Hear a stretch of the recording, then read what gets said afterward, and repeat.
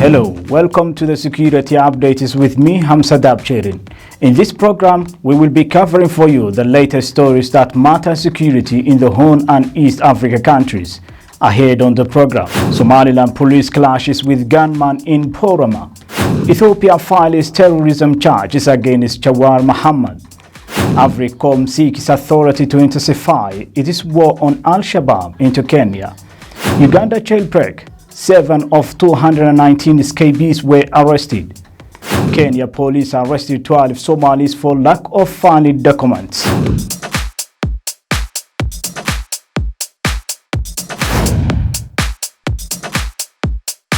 Welcome to the program.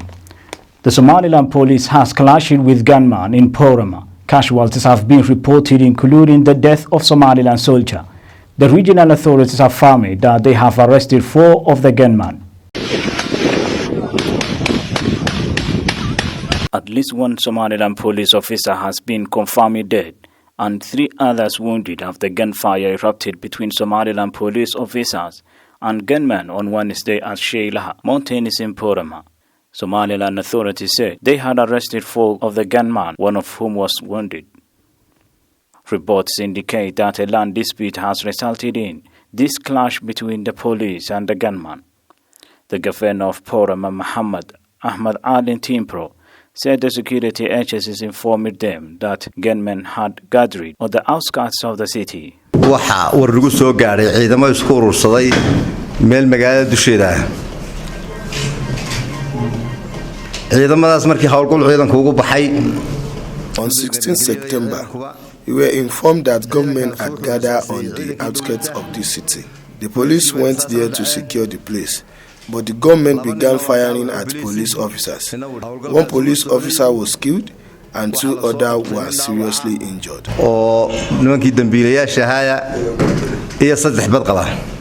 After briefing the media, the regional authorities began to pay a visit to the Porama General Hospital to witness the health condition of the police officers who were wounded in the conflict.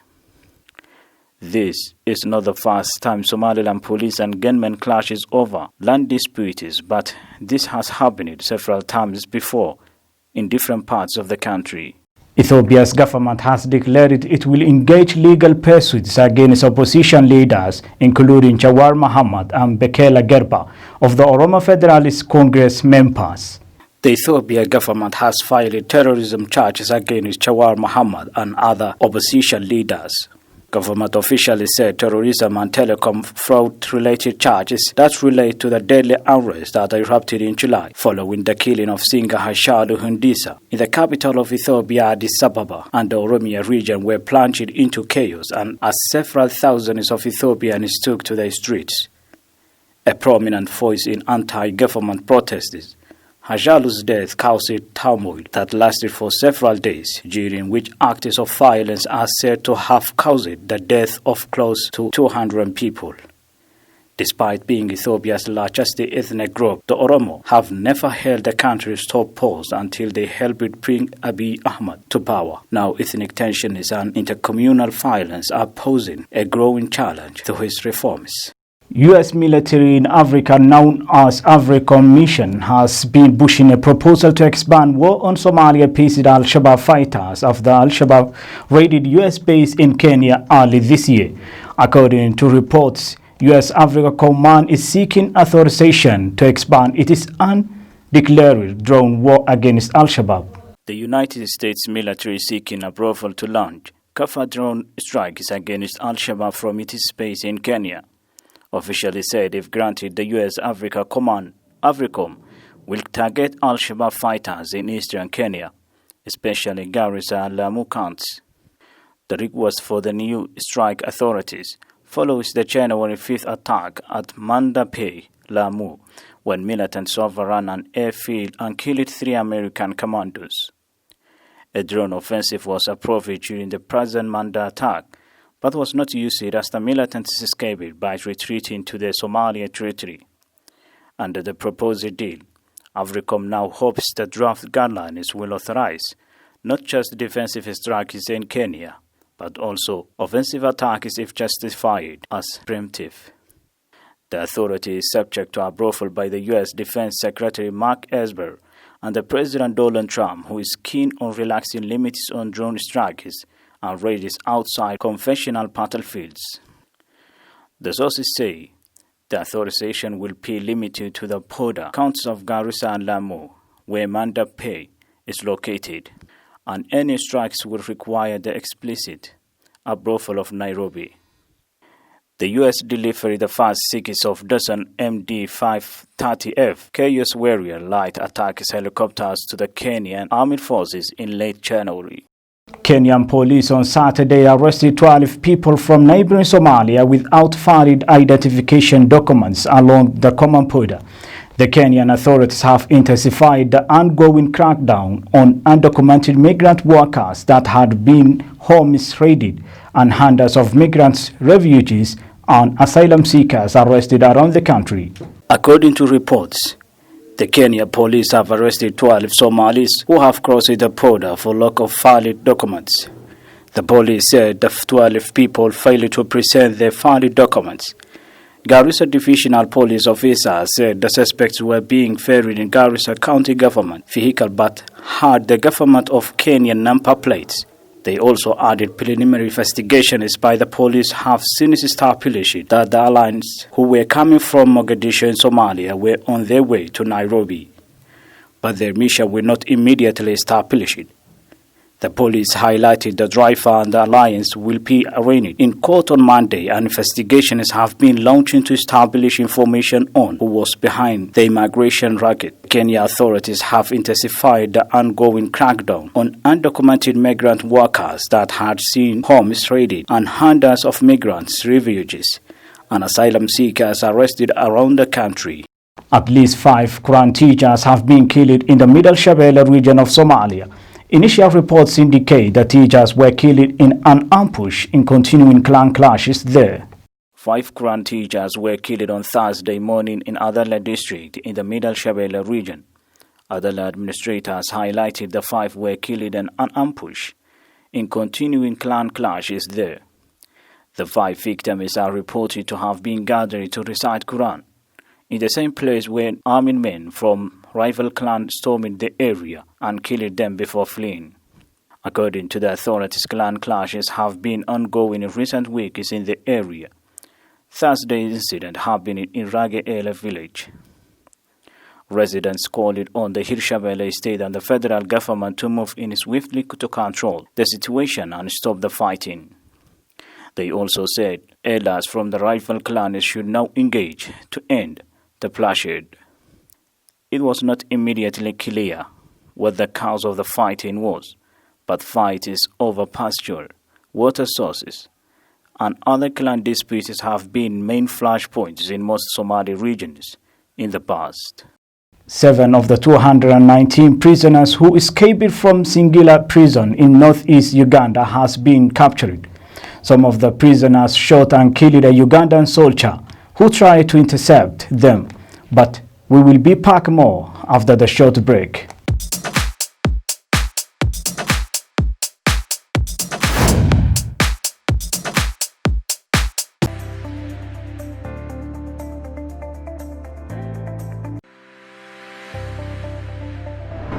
Welcome to CBA News Bulletin. I am Hamse Daabjeerin. You are watching CBA TV. I am Wangoingoge from Hargeisa. Thank you for keeping it CBA TV. Reaching out to our global viewers through digital and television platforms from our 2 major broadcast centers and exclusive reporting from East Africa and beyond. From the studio of CBA TV, the voice of East Africa and beyond, my name is Ajara Ahmed Tijani. Join us in engaging talk shows and programs on a wide range of issues.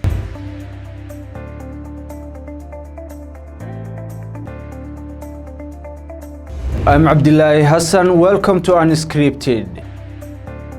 Welcome to Associate, proudly brought to you by CBA TV.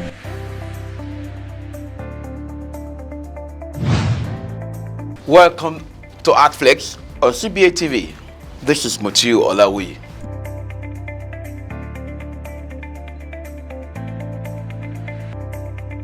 I welcome you to your show, our show, CBA TV News Review.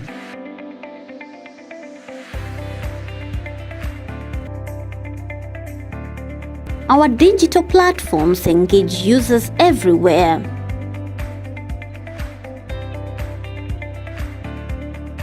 We inform, educate, and entertain. We are CBA TV, the voice of East Africa.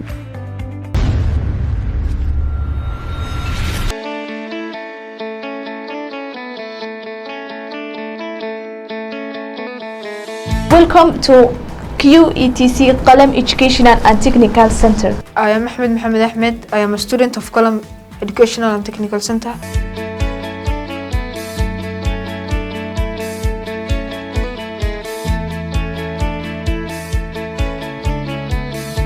Qalam Educational and Technical Center is a place that you can improve your English language. I came with zero English. Now I'm better.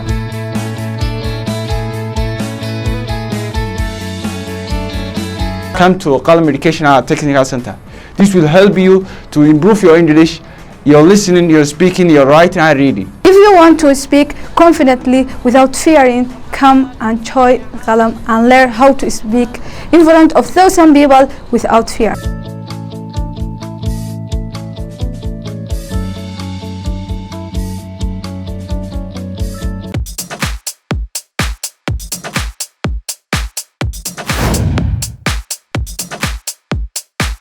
Seven of the 219 prisoners who escaped from Singila prison in northeast Uganda has been captured. The prisoners shot and killed a soldier who tried to intercept them before heading for Mount Moroto.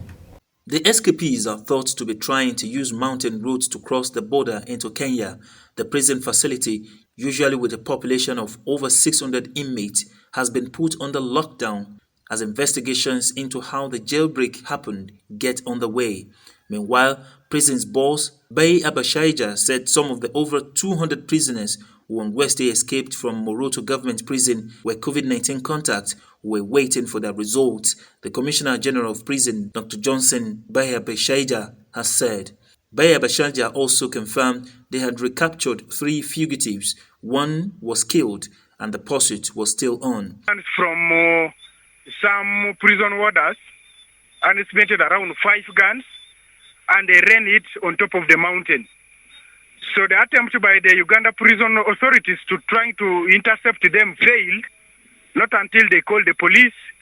The police reinforced the prison officers, but the attempt also to intercept that one also failed. So the police also called the army.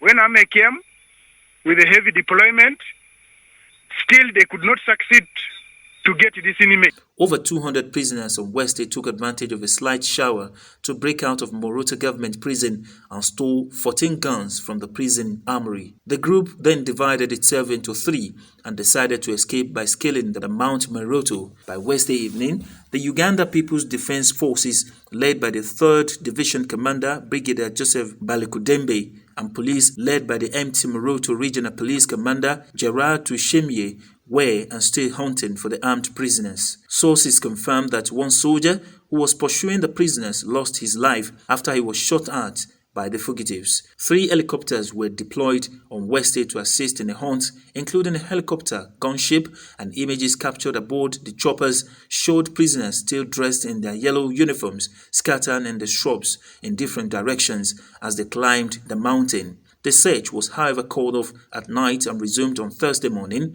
There had also been reinforcements from both the army, police and prison authority to ensure the fugitives are apprehended. Sources who spoke to the media attributed the prison break to failure in the prison authorities to invest in intelligence and also stress among prisoners after the prison was partially locked down after 30 inmates tested positive for COVID-19. Those that tested positive were transferred to Jinja while the rest were quarantined. The police officers of Galmudug state of Somalia has confirmed that they have arrested a suspect man connected to a recent gang rape in Mogadishu, the capital city of Somalia. The police identified the suspect as Muhammad Ibrahim Osman. Galmudug police have arrested Muhammad Ibrahim Osman, 25 years old, who is suspected of being involved in a gang rape incident that was raped and killed Hamdi Muhammad Farah in Mogadishu on Friday. Reports indicate the man fled from Mogadishu after the incident. Sakia Hussein, a police officer, said that the police in Adado district of Galmudug state arrested him, a Mogadishu-born suspect, in an operation in Adado late last night on suspicion of being involved in the case of late Hamdi Muhammad Farah, who fled Mogadishu after the incident. She also thanked the people of Galmudug for assisting the police in apprehending the suspect. Last Friday, in an horrific incident, a girl who was around 19 years old was gang raped and thrown off a 6-story building, who was recently graduated from high school. Including the federal government officials, political opposition figures, and other members of the public have strongly criticized the incident and called it a horrific action. They urged the government of Somalia to take action for arresting the perpetrators. Initial reports indicate the Criminal Investigation Department has arrested 11 other suspects for relating to this incident. Africa Commander Officer has traveled to Paledweyne to see the condition of the AMISOM troops in that side. The African Union Mission in Somalia, AMISOM Force Commander Lieutenant General Diomede Ndegea, has paid an official walking visit to AMISOM troops in Beletwen, manned by Djiboutian Armed Forces DJAF and Ethiopian National Defense Force ANDF to familiarize himself with sector. On landing at Yugas Khalif Airport in Beletwen City on Tuesday, which is protected by AMISOM forces, Lieutenant Ndegea and his delegation were received by Sector 4 Commander Colonel Abdurrahman Riyal Harid and other AMISOM officials. He immediately inspected a guard of honor mounted by Sector 4 forces and later held a closed-door meeting with the sector commander and his top officers. The force commander, Lieutenant General Ndegea, also later met with Hiran Region Governor Ali Jaite Osman, who briefed him about the situation in the region and how close the Somalia government forces and AMISOM forces work together in maintaining peace and security in the region. Lieutenant General Ndegea commended AMISOM troops in Sector 4 for pushing out Al-Shabaab terrorists from swaths of land under their control and opening main supply routes that connect the major towns in the region. He also commended them for saving lives during recent floods that engulfed Beletwen after River Shabelle burst its banks. Together with our brothers of the Ethiopian National Defense Force, NDF, you serve along Djiboutian armed forces in this sector. You have managed to keep the enemy at bay, and this has helped the people of Hirshabelle states, and in particular those living in Hiran region, and more precisely in Beletwen, a reprieve and an opportunity to peacefully go about their business and farm their land to continue to feed the rest of Somalia. I also know you have done an excellent job in this sector to secure the main supply roads from Beletwen to Boroburte. These many supply roads has enabled these areas to develop and for support to reach the public. AMISOM Sector 4 Commander Colonel Abdurrahman Riyal Harid thanked the force commander for his visit and said the troops' morale is high to deliver on their mandate. This was Lieutenant General Ndagea's maiden visit to Beletwen and Sector 4 since taking over the helm at AMISOM earlier this month. AMISOM has 4 sectors in Somalia served by Ugandan, Kenya, Ethiopian, Burundian and Djiboutian forces.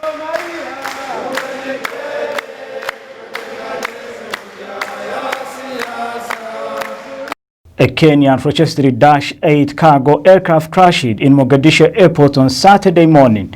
There were no reported casualties. The crash is the 4th involving Kenyan airlines in accidents in Somalia this year. The aircraft operated by Silverstone Air Service took off from Mogadishu Airport, headed to Paladweyne before circling back for an emergency landing. The issue is believed to have been with the aircraft's landing gear.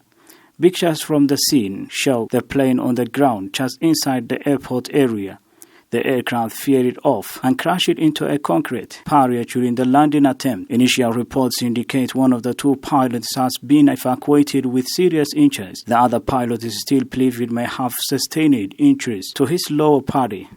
Somalia Civil Aviation Authority affirmed that they will conduct an investigation in this incident. This is not the first time an aircraft to crash in Somalia. This crash is the fourth involving Kenyan airlines in accidents in Somalia this year. Hirshabelle Regional State Minister for Religious Affairs was killed on Thursday evening. The second Hirshabelle in a month. Last month, Hirshabelle Minister for Agriculture Abdikati Karani was also shot dead by unknown gunman on his way home from a mosque. Nur Harshiwarsame was heading to a nearby mosque and was shot several times in the head by unknown gunmen, killing him on the spot according to a resident. The gunman flew immediately after shooting the regional minister. Security forces arrived in the area and launched an investigation. The motive for the killing is still unknown, and no group has claimed responsibility for the attack. On 18th August last month, Hirshabelle Minister for Agriculture Abdikati Karani was also shot dead by unknown gunmen on his way home from the mosque after Isha prayers, killing him on the spot. The regional authorities emphasized they will apprehend the perpetrators as soon as possible and they will bring them before court. Al-Shabaab, who wants to overthrow the federal government and establish an Islamic State, carries out similar attacks for the last decades in Somalia, though they have not claimed responsibility for this attack. And with that story of killing Hirshabelle Regional State Minister for Religious Affairs, we'll wrap up our program for this time. Thank you very much for being with us. My name is Hamse Daabjeerin.